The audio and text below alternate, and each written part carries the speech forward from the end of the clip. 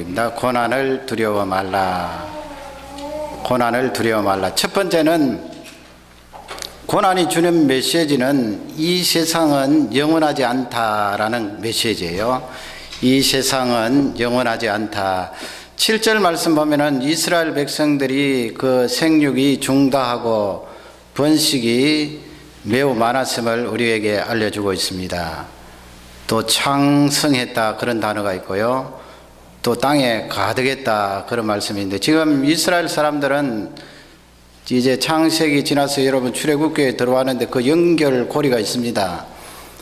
요셉을 따라 이스라엘 백성들이 고센 땅에 살게 되었지요. 그 고센 땅에서 이제 수백 년 시간이 지났어요. 지나는데 점점 사그라드는 것이 아니고, 오늘 그 7절 말씀에 보면은 영어 단어에도 나오듯이 multiple, increase 그런 단어로 봐서 아주 이 부흥을 했음을 알 수가 있습니다. 이집트 땅에 나올 때 대략 한 남자 인원이, 그것도 장정이 한 60만 되니까 어린이들 또 여자분들 그렇게 따지면 한 200만 숫자가 되었어요. 200만이면 여러분 고대의 적은 숫자가 아닙니다. 지금부터 약 3,500년 전에 일이니까 그 고대에 200만 하면 지금 이 그레이트 밴쿠버가 얼마나가 되나요? 300만 안 되는 걸로 알고 있는데요. 그러니까 굉장히 많은 숫자예요. 그 많은 숫자가 이제 고센 땅에 살게 되었으니까 고센 땅이 가득할 것 아니에요. 고센 땅 하면은 여러분 희미하게 기억하실지 모르겠습니다만 그 땅이 기름지고 풀이 많고, 그러니까 바로 황제가 목초지로 고센 땅을 내어주지 않았어요. 그리고 바다가 가깝고 곡식을 하면은 곡식이 잘 되고, 또 이렇게 보면은 자녀들을 낳았는데 이스라엘 백성들이 자녀들이 잘 자라고, 또 자라서 죽는 사람은 적고 끝까지 살아서 어른이 되니까 말이죠. 불과 몇 세대가 지나지 않았는데 이렇게 숫자가 200만 이상 될 정도로 강성하여졌습니다.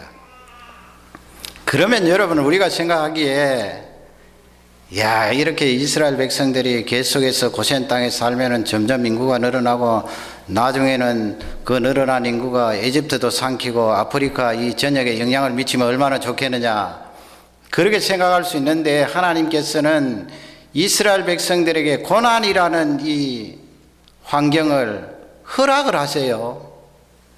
그것이 8절 말씀에 나와 있는데, 8절에 보면은 요셉을 알지 못하는 왕이 이제 이집트 땅을 다스리게 되었습니다.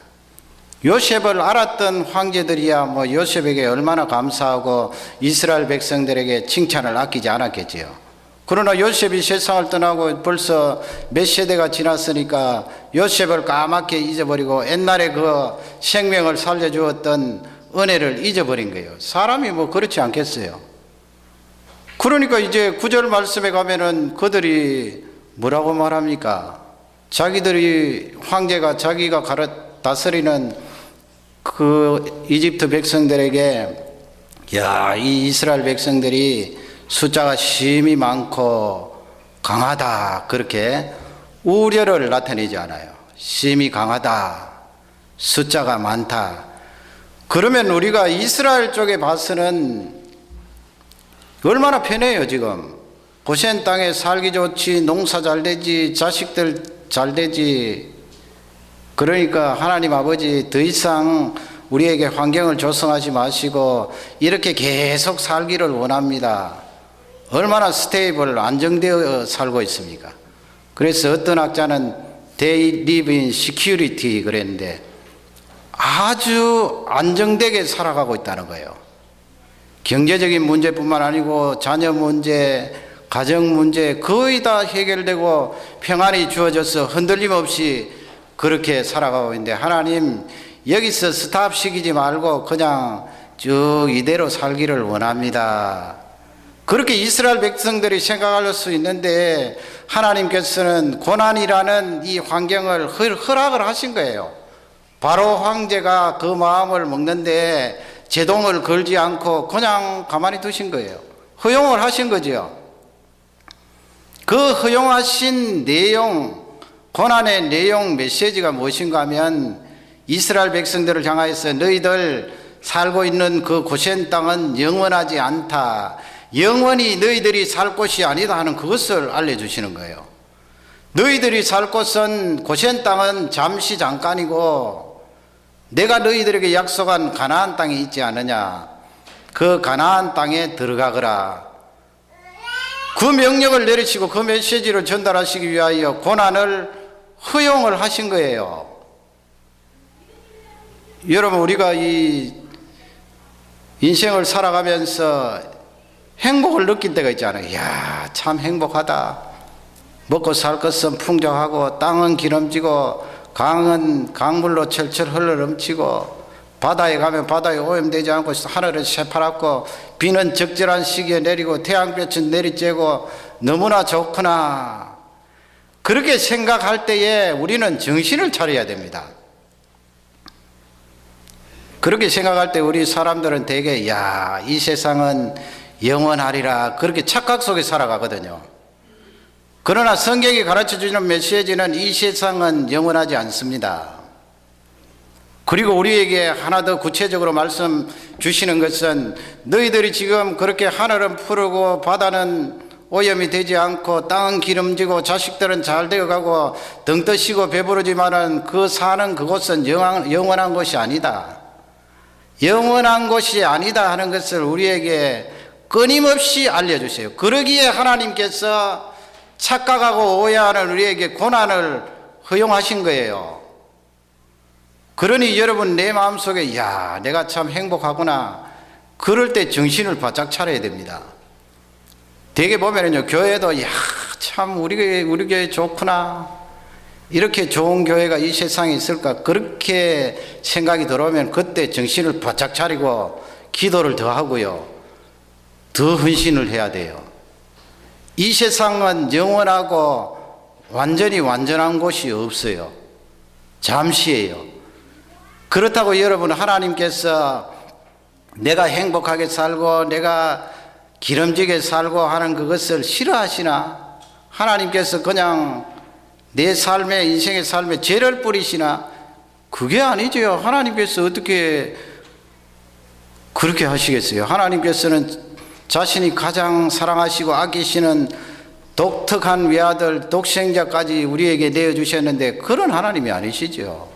하나님께서 우리에게 불행을 초래하도록 기다리시고 바라는 그런 분이 아니에요. 그런 신학을 가지고 계시면 그건 잘못된 거예요. 하나님에 대한 신관이 잘못되었거든요. 그러나 중요한 것은 내가 행복하다. 이야, 좋구나. 이 고센 땅이 얼마나 좋은가. 나가면 풀이 있지요. 나가면 물이 있지요. 나가면 바닷가가 있지요. 그러니 내가 여기서 영원히 살 곳이로구나. 그렇게 생각할 때 하나님이 약속하신 가나안을 잊어버리고 착각할 때가 있습니다. 그렇기 때문에 우리 인생에게 고난을 허용하신 거예요. 그 얼마나 중요한 내용이에요. 우리 처녀 총각들이 이제 결혼을 할 텐데 결혼하면은 신혼, 허니문, 그 꿀송이처럼 달콤한 그 시기에 보면은 다른 어떤 결혼 시기보다도 많이 싸우잖아요. 찌그락거리면서. 왜 그렇게 싸웁니까? 어떻게 보면은요, 우리도 상담연구소 지금 설립을 해서 하려고 하고 있습니다만, 거기 보면은 결혼 예비 학교가 있는데, 우리 처녀 총각들이 결혼 생활하기 전에 미리 그 결혼에 대해서 공부하고 훈련을 받아서 결혼 생활에 갈등을 줄이자 그런 목적이 있는데, 어떻게 보면은 결혼해서 찌그락거리도록 그냥 자연스럽게 놔두는 게 좋아요.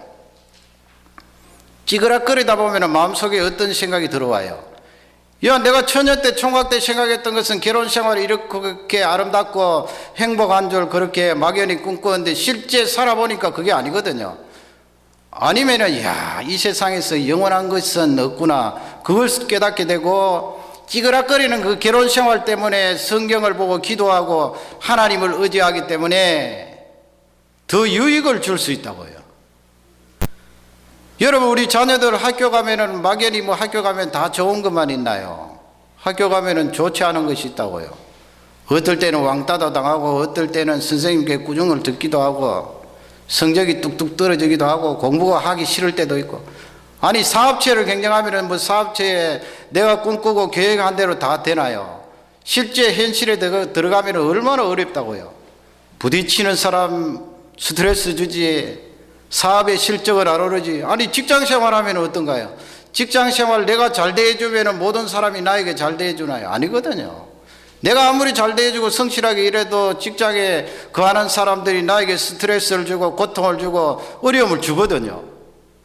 그럴 때 낙심하고 포기하고 좌절하지 말고 하나님이 우리에게 주시는 메시지는 그 고통을 통하여서 이 세상은 영원하지 않다 하는 것을 깨닫고 하나님 앞에 나오라는 거예요. 이야, 자녀들은 저렇게 잘 자라고 공부도 저렇게 잘하고 가정에 어려움은 없고 가는 곳마다 사람들이 나를 좋아하고 그럴 때요 정신을 바짝 차려야 돼요. 하나님 아버지 혹시 이렇게 생각하다가 내가 이 세상이 영원한 것처럼 그렇게 생활하면 큰일인데요. 망각증이 들어와서 잠시라도 그렇게 생각해서는 안 됩니다. 하나님, 이 세상은 잠시 잠깐이요 하나님이 나에게 주신 사명을 감당하다가 가는 것이요 영원히 하나님께서 약속하신 그 약속의 땅이 있습니다. 그걸 놓치지 말라는 거예요. 이번 고난 주간에 이와 같은 메시지가 나에게 가득하기를 주님의 이름으로 축원합니다. 제자들이 그렇지 않았어요. 제자들 보면은 예수님께서 말이죠, 이 바닷가에 가서 갈릴리 호수에서 풍랑이 일어났는데 배가 뒤집히려고 그러고 물이 바닷물이 넘쳐서 뱃속으로 들어오려고 하는데 예수님이 일어나셔서 그냥 꾸짖기만 하셔도 바닷물이 멈춰서고 바람이 스탑하는, 자연도 순종하는 놀라운 기적. 정말 메시아세요. 이스라엘 백성들이 기다리고 고대했던 메시아예요. 한 2만 명 되는 사람들이 들판에서 쫄쫄 굶어서 배가 고파 있는데 예수님이 떡 몇 개, 물고기 몇 마리를 가지고 2만 명 잔뜩 먹이시고 12광줄이나 남게 하신 기적. 그러니 이스라엘 백성들이 얼마나 좋겠어요. 예수님 여기가 좋습니다. 베드로 말처럼 여기가 좋사오니 그냥 초막집이라도 좋습니다. 초막집 지어놓고 예수님 계시고 뭐 엘리야 계시고 모세 계시고 우리들 초막집에 들어가지 않아도 좋으니까 여기서 사는 게 어떻습니까? 이스라엘 사람들이 그렇게 먹을 것 해결되고 자연도 굴복시키는 예수님을 바라보면서 잔뜩 기도했어요. 이 세상은 이제 메시아가 오셔서 영원하리라. 나 참 예수님 만나도 잘 만났어. 이런 예수님 만났으니까 내 이제 신세가 피어진 거야. 그렇게 기대를 했는데 예수님은 제자들을 향하여서 나 이제 얼마 있지 않으면 예루살렘으로 올라가고 예루살렘으로 올라가면 제사장들 서기관들에게 잡혀서 십자가에 죽으리라. 그리고 3일 만에 다시 살아나리라. 그런 말씀을 하니까 제자들에게는 재뿌리는 말씀이에요. 잔뜩 기대하고 있는데 이제 진짜 메시아 만나서 내가 이 세상에 영원토록 살리라. 완전한 왕국을 이루어서 그 왕국에서 평안을 누리며 살리라 생각했는데 예수님이 자꾸 고난을 말씀하시고 죽음을 말씀하시거든요. 마지막 날 주의 만찬하실 때도 나와 함께 그릇에 넣는 자가 나를 팔리라. 너희들은 나를 버리고 다 도망가리라. 그런 말씀을 하니까 제자들이 얼마나 실망이 크겠어요. 고센 땅에 살았던 이스라엘 백성들이나 제자들이나 다를 바가 없어요. 아니 그냥 가만히 계속해서 이 일이 진행되면 얼마나 좋겠는가 생각했는데 뜻대로 안 되거든요. 고난이 찾아오고 예수님 잡히신다 그러니까 제자들을 어떻게 해요? 그러니 요한복음 13장이 그 잡히시던 날 밤에 주의 만찬을 할 때인데 최후의 만찬 아니에요. 요한복음 14장 1절에 가면 예수님께서 제자들에게 17장까지 강론을 하세요. 그 다락방에서. 그 강론하시는 첫 마디가 무엇인가 하면 요한복음 14장 1절 아니에요. 너희는 마음에 근심하지 말라. 하나님을 믿으니 또 나를 믿으라. 너희들 마음속에 있는 그 트러블을 머물도록 하지 말라 이 말씀이에요. 예수님 이 세상이 영원하고 예수님 모시고 사는 이 세상이 영원토록 갈 것 같았는데 왜 자꾸 죽음을 말씀하시고 십자가를 말씀하시나이까? 저희들 두려워서 견딜 수가 없습니다. 근심이 들어왔습니다. 그런 제자들에게 예수님이 너희들 마음에 근심하지 말라. 왜? 하나님을 믿기 때문에, 또 메시아인 나를 믿기 때문에 근심하지 말라. 내가 너희를 위하여 첫소를 예비하러 가노니 그랬어요. 거기 첫 소라는 말씀이 나오거든요. 내 아버지 집에는 거할 곳이 많도다 그랬습니다. In my father's house are many mansions. 예수님께서 첫 소라고 말씀하신 그 첫 소는 우리가 사는 이 세상이 아니고 장차 우리가 부활해서 영원토록 살 그 장소를 말하는 거예요. 그 장소는 너무 많다는 거예요. 내가 너희를 위하여 첫 소를 예비하면 내가 다시 와서 너희를 그것으로 영접하고 나 있는 곳에 너희도 있게 하리라 그랬습니다. 예수님이 고난을 말씀하시면서 내가 십자가에 죽고 거기서 끝나겠다 말씀하신 것이 아니고 너희들 염려할 필요 없어. 이 세상은 고센이야. 그러니 지금 내가 고난을 받는 것은 너희들을 위한 것이야. 너희들이 영원토록 그토록 바라고 희망하고 파라다이스, 복지를 말하고 평안을 말하고 안녕을 말하는 영원한 세계를 내가 준비하러 가는 거야. 너희들이 살 그 집, 하나님의 집은 너무너무 많단다. 그 말씀을 우리에게 허락해 주셨습니다. 여러분, 인생 살다가 나에게 고난이 찾아오면 고난을 피할 사람이 어디에 있는가요? 작든 크든 고난을 맞이할 수밖에 없는데 이 메시지를 놓지 말아요. 그래서 우리 자녀들도 좀 강하게 키울 필요가 있어요. 요즘은 어떻게 된지 남자들도 너무나 약하게 커요. 약하게 크면 어떻게 되면 이 세상이 고난이라는 그런 장인데 말이죠. 그렇게 약하게 커서 어떻게 하나님의 자녀가 이 세상에 나아가서 육체적으로도 그렇고 정신적으로도 그렇고 영적으로도 그렇고 강한 면이 있어야 되잖아요. 좀 우리 어머니들이 남자아이들 좀 강하게 키워야 돼요. 우리 남자아이들 축구도 하고 그런데 사실은 보면은 축구보다 더 격렬한 풋볼을 시켜야 돼요.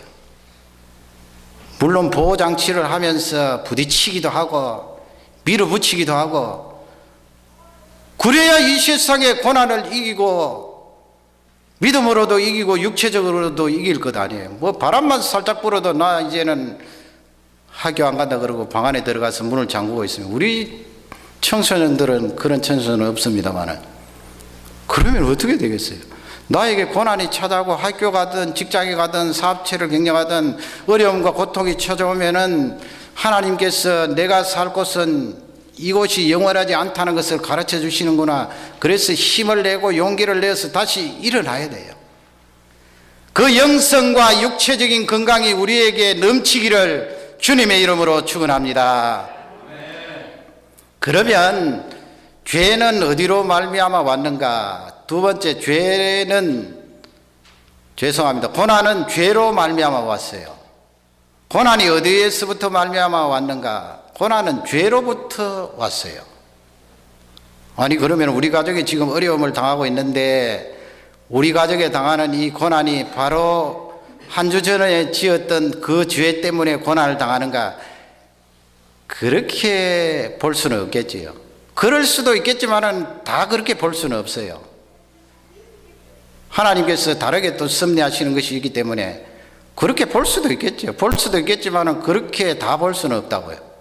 그러나 근본적으로 우리 인생 가운데 고통과 고난이 찾아온 것은 죄 때문에 그래요. 죄로 말미암아 그래요. 아담이 죄를 지었습니다. 하와도 죄를 지었습니다. 그 후로 고통이 들어왔잖아요. 우리 사람들이 가시를 걷어내야 돼요. 가시 걷어내려면은 가시에 찔리고 가시가 잘 거쳐지나요? 땅속에 가시란 이 식물은 더 깊이 박혀서 사람들이 뽑아내려고 하면은 찔릴 뿐만 아니고 보통 힘든 게 아니에요. 그게 고통 아니에요. 그게 고난이거든요. 죄가 없었더라면 이런 고난과 고통이 우리에게 없었겠지요. 죄로 말미암아 고통이 들어왔습니다. 그래서 우리가 정치하는 사람들을 향하여서 이 정치하는 사람들을 잘 뽑으면은 근본적으로 이 사회에 있는 고통의 문제, 고난의 문제, 따지고 들어가면 죄 문제 아니에요. 죄 문제가 해결될 것이다 막연하게 생각할 수 있는데 사실 거기에 기대 걸 필요 없어요. 좋은 정치인이 들어오면은 물론 향상되고 좋아지겠지만은 근본적으로는 해결이 안 되거든요. 11절 말씀에 가면은 거기에 이집트 사람들이 이제 황제가 그 지혜를 쓰는데 그 지혜는 사실상 뭔가 하면은 죄된 지혜예요. 남을 살리고 남을 일으키는 그런 지혜가 아니고 도리어 사람을 억압하고 사람을 못 살게 하는 지혜이기 때문에 그건 죄거든요. 악에서 출발된 거거든요. 감독관을 세워서 이스라엘 백성들을 괴롭게 하는데 무거운 짐을 지게 해요. 그러니 얼마나 힘들겠어요. 14절 말씀에 가면은 이스라엘 백성들의 생활을 괴롭게 한다 그렇게 되어 있는데 거기 보면은 예가 나와 있잖아요. 어떤 생활을 괴롭게 하느냐, 흙을 이긴다 그랬어요. 흙을. 제가 생각하기에는 흙을 이기는 것이 세멘트 믹스하는 것보다 더 힘들어요. 세멘트는 무게가 좀 있긴 하지만은 딱딱 들어붙지는 않거든요. 삽질하면 모르겠습니다. 우리 전문가들이 생각하기는 어떻겠습니까만 어떨는지 모르겠습니다만은 세멘트는 딱딱 떨어지기 때문에 그래도 물을 붓고 좀 삽질하기가 수월한데 이 진흙은 쭉쭉 들어붙잖아요. 여러분 포크를 가지고 이 찰떡 같은 거 떼내려고 그래 보세요. 포크 하나 가지고도 힘드는데 이스라엘 백성들이 진흙을 이기는데 삽을 가지고 떠서 이기려고 하면은 보통 힘든 게 아니에요. 왜 진흙을 이기느냐? 그 중간에 보면은 14절에 벽돌을 굽는다고 그랬어요. 성을 세우고 집을 짓기 위해서 벽돌을 굽고 그 다음에는 농사하는 여러 가지 일들 이스라엘 백성들에게 다 맡긴 거예요. 그러니 그 생활이 괴롭지요. 육체적인 노동을 가혹하게 시키는데 거기 보면은 엄하게 했다고 그랬잖아요. 그냥 대충 놀도록 한 것이 아니고 정확하게 넉률의 일량을 분담을 해서 이스라엘 백성들이 그 일을 해내도록 그렇게 한 거예요. 힘들지요. 16절 말씀에 가면 거기에 한 수를 더 떠서 바로 황제가 이 산파들을 세우는데 뭐 옛날에야 병원이 없으니까 산파들이 미드와이프입니까? 산파들이 아이들 낳을 때 도와주잖아요. 거기 두 사람 이름이 나오는데 이스라엘 200만 되는 숫자에 산파가 둘일 리는 없고요. 황제가 그 산파를 다스리고 리드할 수 있는 두 사람을 세운 거예요. 그러면 이 두 사람이 황제의 명령을 받아서 그 밑에 있는 산파들에게 다 지시를 하는데 16절에 보면 지시의 내용이 무엇입니까? 너희들 아이를 받을 때, 아기들을 받을 때 남자아이가 태어나면 고추 달렸으면 그냥 죽이라 그 말씀이에요. 다른 구절에 보면은 나일 강가에 가서 던져버려라. 그리고 여자아이가 태어나면은 살려두라. 그렇게 명령을 하는데 우리야 성경을 아니까 그렇지 이거 영화 사례 아니에요, 여러분. 이스라엘 백성들이 고된 노동을 하는 것은 그래도 참을만 해요. 부모들이 뭐 이미 다 성장을 하였고 그 정도는 참을 수 있잖아요. 힘들게 힘들겠지. 죽는 사람도 있겠지요. 그러나 이건 아기가 태어나면은 아기를, 남자 아기를 다 죽이니 이거 견딜 수 없는 거예요. 고난 중에 최고의 고난이죠. 육체적인 노동뿐만 아니고 가족 중에 사망이라는 큰 진단이 내려졌으니 어떻게 살겠어요? 그러니 이 이집트 사람들이 구조적으로 악한 거예요. 왜 그렇게 했습니까? 그렇게 한 이유는 이스라엘 백성들을 아예 말살시키자는 의도였어요. 아기가 태어나면 남자아기를 죽이라고 그러는데 이스라엘 남자들하고 결혼할 사람이 있겠어요? 함부로 결혼을 하겠어요? 결혼해서 아기가 태어나면 죽는데요. 가정생활이 말이 아니에요. 결혼에 문제가 생겨요. 고된 노동을 하니까 가정이 엉망이에요. 그러니 이스라엘 백성들을 말살시키려고 하는 바로 황제의 음모예요. 이게 여러분 어디에서 왔습니까? 이스라엘 백성들에게는 고난으로 찾아왔지만 그 뿌리를 타고 올라가면은 바로 황제에게 있는 악이에요. 악. 아담 하와로부터 물려받은 악. 그 악이 발동하여서 죄를 짓는 거예요. 우리야 여러분 얼마나 편안한 시대에 삽니까? 인권이 보장되어 있고 목숨에 지장 많은 사람이 어디에 있습니까? 이스라엘 백성들은 지금 자녀들이 생명을 잃어버릴 그런 위기에 직면해 있거든요. 예수님께서도 이런 구조적인 악의 사형 선고를 받은 거예요. 그게 어디에 있나요? 빌라도라는 사람이 당시에 로마의 총독으로서 이스라엘에 파송이 되어서 그 나라를 지배하잖아요. 로마 나라가 지배했기 때문에 실제적인 힘은 빌라도에게 있거든요. 그 빌라도가 사람을 죽이고 살리고 하는 그 권세를 가지고 있습니다. 그래서 요한복음 19장 10절에 보면은 예수님을 향하여서 빌라도가 그런 말을 하거든요. 예수님을 향해서 네가 나에게 놓아줄 수 있는 권세도 있고 십자가에 못 박히게 할 수 있는 권세가 있는 줄 알지 못하느냐. 예수님께 그런 질문을 했어요. 로마 사람이 파송한 최고의 권력자지요. 이스라엘 땅 안에서는 그의 힘에 따를 사람이 없습니다. 그가 이제 판결하는 대로 십자가에 지느냐 마느냐 하는 거예요. 노임을 받을 수도 있고 십자가를 질 수도 있어요. 마태복음 27장에 보면은 이 빌라도가 유대인들이 막 항소를 하잖아요. 저 예수라는 자를 십자가에 죽여야 됩니다. 항소를 하니까 24절, 마태복음 27장 24절에 보면 이 빌라도가 물을 떠오게 했어요. 그리고 자기 손을 쓱쓱쓱쓱 씻으면서 수건에 닦지요. 그리고 이런 말을 했죠. 나는 아무런 죄가 없다. 이 사람 십자가 사형 선고하는데 나는 아무 죄가 없으니까 너희들이 그 핏값을 받아라. 그러니까 27장 25절에 보면은 이 유대인들이 그렇게 하소서 그 핏값은 우리와 우리 자손들이 받겠나이다. 그런 무서운 말을 하지요. 그러면 여러분 여기서 빌라도를 생각해 보세요. 그 마태복음 27장 24절에 보면은 빌라도가 예수님을 향하여서 그렇게 손을 씻으면서 사형 선고를 했잖아요. 유대인들은 사람을 그렇게 함부로 죽일 수가 없거든요. 사형 선고를 한 배우의 마음이 어디에 있어요?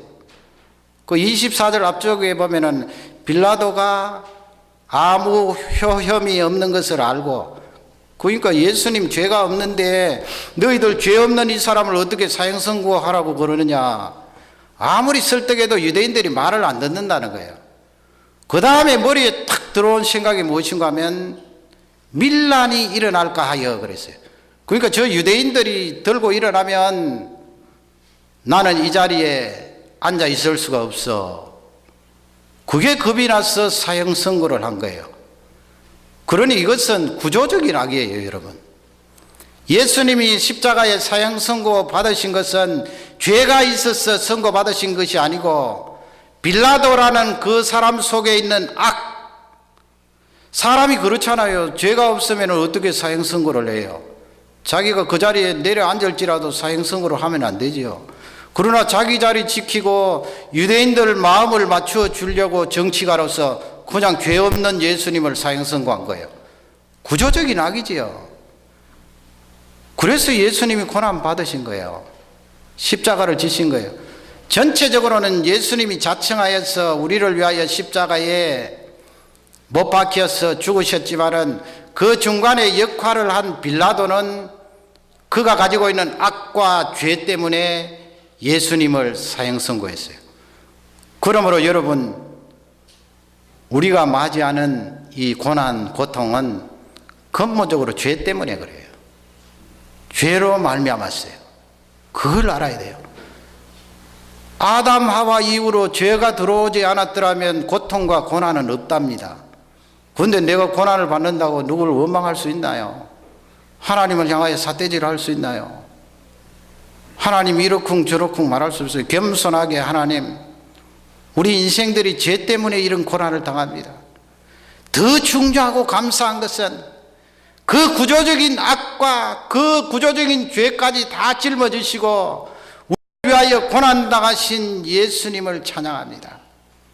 그 예수님 때문에 행복합니다. 그렇게 고백하시고 승리하시는 우리 모두가 되시기를 주님의 이름으로 축원합니다. 마지막 세 번째로는, 그러면 뭐 고난당하고 우리는 이 세상에서 파김치가 되어서 이리 건들 저리 건들 그렇게 짓눌려서 살란 말인가?